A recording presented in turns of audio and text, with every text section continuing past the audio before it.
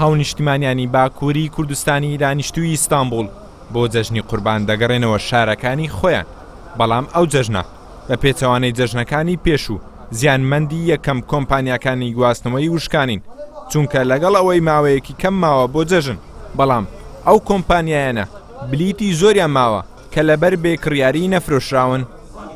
عربه والانه پاروان چاغا ما ilave عربه رات کر ایسال ana servis me valane şujuwe da tav valat yani yolcu tenen her araba ki penç habde hab yolcu te jiver da ji insan kutşe yani tereddüt ke لە ئۆتۆگاری ئیستانبول 450 کۆمپانیای جیاواز ڕۆژانە 1000 پاس بۆ شارە جیاوازەکانی باکووری کوردستان و تورکیا بەڕێ دەکەن. ئەو هاونیشتمانیانەی بە پاسیش دەگەڕێنەوە ترسیان لەوە هەیە لە ڕێگا لەلایەن دانیشتوانی شارە تورکیەکانەوە هێرشیان بکرێتە سەر، بۆیە بەشێک لە کۆمپانیاکان بە ناچاری ئاڵای تورکیا بە پاسەکانیان هەڵدەواسن. Ya kalabalık ki boş abi. Gerçekten kalabalık ki boş. Tamam tije daru teji boş hem çünkü. Zaten hem jüye de valati. Jüverji tije xo xalas nakin. نرخی بلیتی پاس لە ئیستانبولەوە بۆ باکووری کوردستان لە نێوان 90 تا 150 لیرەیە بە پێی دووری و نزیکی شارەکان، بەڵام تاکە شارێک کە ئێستا بلیتی نەفرۆشرابێت بەهۆی ڕووداوەکانی ئەم دوایەی باکووری کوردستانەوە شاری جزیرەیە.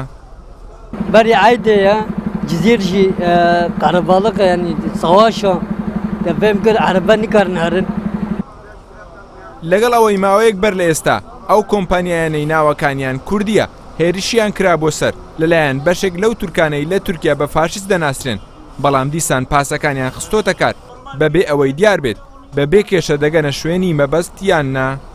ئەوانەی لە سواربوونی فڕۆکە ئەترسان و بۆ گەڕانەوەی شارەکانیان سواری ئۆتۆبوس دەبن، ئەم ساڵ بۆ جەژنی قوربان لە ئۆتۆبوسیش هەمان ترسیان هەیە، چونکە وەک ئەو هاونیشتمانیانەی باکووری کوردستانی دانیشتووی ئیستانبول دەڵێن لە ئیستانبولەوە تا شارەکانی باکووری کوردستان چەندان شاری تورکی هەیە کە مەترسی ئەوەمان هەیە لە ڕێگا هێرشمان بکەنە سەر.